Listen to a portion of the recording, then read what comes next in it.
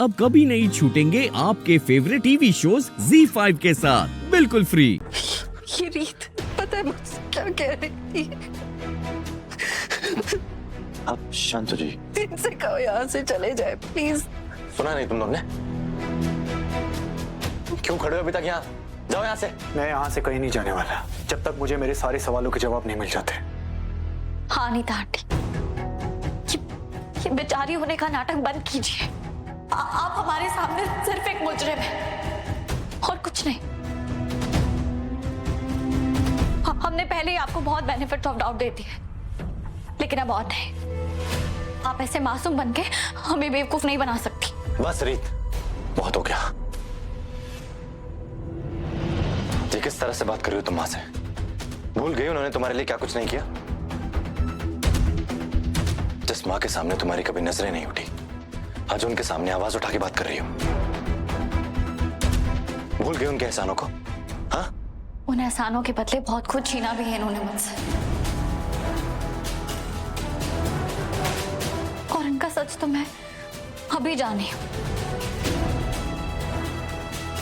तुम भी इन्हें अच्छी तरह नहीं जानते रोहित। जितनी ये मेरे लिए अनजान है उतनी ही तुम्हारे लिए भी है, इसलिए प्लीज इस सबसे दूर रहो। सच जानना है ना तुम्हें? तो चलो मेरे साथ। रोहित मैं कहीं नहीं चलो मेरे साथ।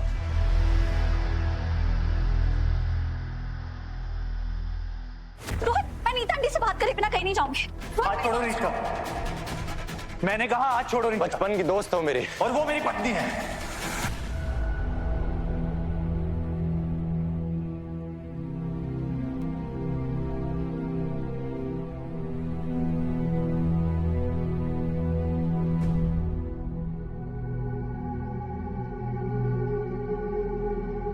I'm sorry। मुझे नहीं पता था कि तुम दोबारा इसके साथ ऐसा बिहेव करने का ख्याल भी अपने दिमाग में मत लाना। देखो, मुझे नहीं मालूम कि तुम दोनों का मेरी मम्मी के साथ क्या इशू है, लेकिन जो कुछ भी है उसे बाद में रिजॉल्व करना। अभी उनकी तबीयत ठीक नहीं है, वो तुम्हारे सामने बेहोश हुई हैं। तो ऐसी हालत में तो तुम दोनों को मैं उनसे मिलने बिल्कुल नहीं दूंगा। मुझे जब तक मेरे सवालों के जवाब नहीं मिल जाते मैं यहाँ से कहीं नहीं जाऊंगी। रीत, तुम मुझे मजबूर कर रही हो कि मैं बचपन की दोस्ती और जो वक्त हमने साथ बिताया वो भूल जाऊं। जबरदस्ती मत करो, नहीं तो क्या रोहित, नहीं तो क्या? जब तुम्हारी माँ को तुम्हारी सबसे ज्यादा जरूरत थी तब तो तुम आए नहीं।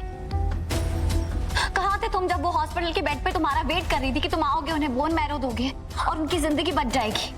मैंने तुम्हें इतने फोन किए, इतने मैसेजेस किए, ना तुम आए और ना तुमने जवाब दिया। मेरा एक्सीडेंट हो गया था, आईसीयू में था मैं, मेरे पास मेरा फोन नहीं था। मुझे जैसे ही होश आया सबसे पहले मैंने तुम्हारे मैसेजेस पढ़े, उसके बाद तुम्हें कांटेक्ट करने की कोशिश करी। पहली फ्लाइट पकड़ के अपने घर आया अपनी माँ से मिलने के लिए। लेकिन सच तो ये है कि अगर मैं सही वक्त पर आ भी जाता ना तो भी अपना बोन मैरो देकर माँ को नहीं बचा सकता था। बिल्कुल बचा सकते थे, बेटे हो ना तुम उनके। हाँ, मैं उनका बेटा हूं, लेकिन मेरी रगों में उनका खून नहीं है।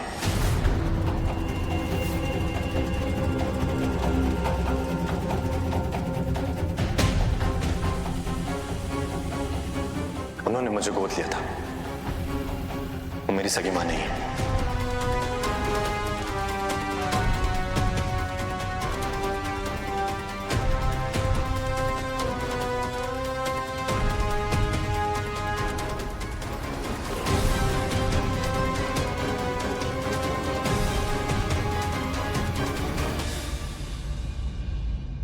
कह रहे हो? वो दोनों हॉस्पिटल से चले गए तो तुम चारों मिलकर वहाँ क्या कर रहे थे?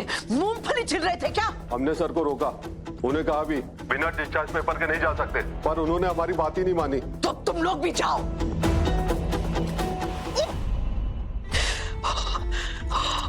शांत हो जा शांता, शांत हो जा। तुझ पर माता रानी की असीम कृपा है।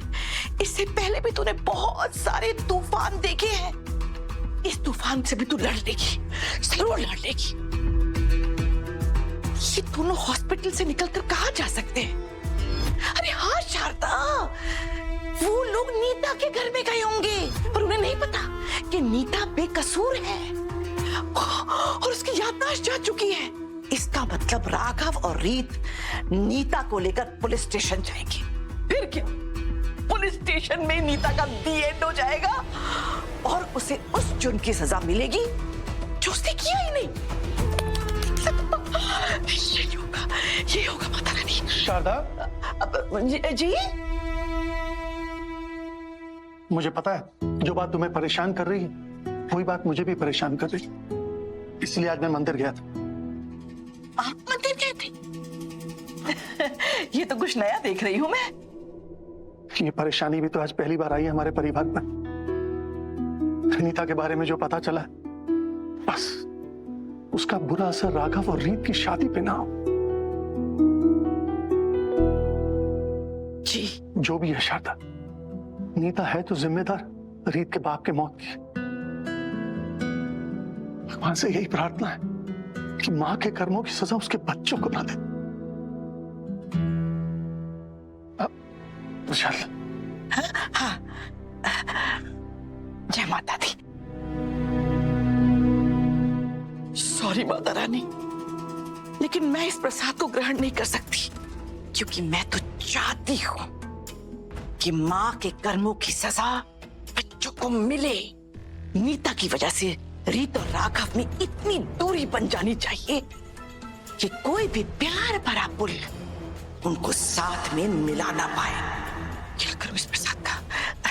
भवानी, माता रानी का प्रसाद लो। ये क्या कह रहे हो तुम लोग? नीता आंटी तुम्हारी माँ नहीं है। यही सच है। जन्म का रिश्ता नहीं है तो क्या हुआ, दिल का रिश्ता तो है ना। भले ही मेरे रगों में उनका खून ना हो, लेकिन इससे माँ बेटे के बीच का प्यार तो कम नहीं होता।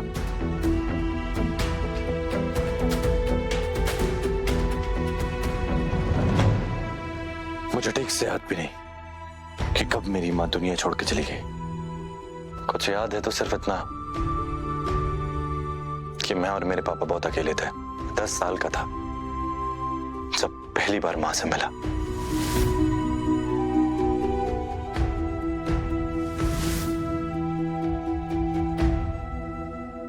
मिला मतलब?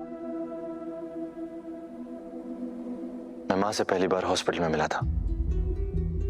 पापा मुझे उनसे मिलाने के लिए हॉस्पिटल लेकर के गए थे। उन्होंने कहा था कि वैसे तो माँ अपनी औलाद से पहली बार हॉस्पिटल में मिलती है, लेकिन मैं माँ से मिलने के लिए पहली बार हॉस्पिटल जा रहा था। जैसे ही मैं उनसे मिला ना, मैंने उन्हें गले लगा लिया। उनका कोई एक्सीडेंट हुआ था, उन्हें अपनी पुरानी जिंदगी कुछ भी याद नहीं थी। सॉरी, मुझे कुछ याद नहीं आ रहा। उनकी याददाश्त पूरी तरीके से जा चुकी थी। पापा ने मुझसे कहा कि अब हम ही इनकी फैमिली है। पापा ने मुझसे कहा कि मैं उनकी पुरानी जिंदगी के बारे में उनसे बिल्कुल बात ना करूं, नहीं तो वो मुझे छोड़ के चली जाएंगी। इसीलिए मैंने उनसे ये राज छुपा कर रखा। उन्हें अभी भी ऐसा ही लगता है कि मैं उनका असली बेटा हूं, मेरी रगों में उनका खून है।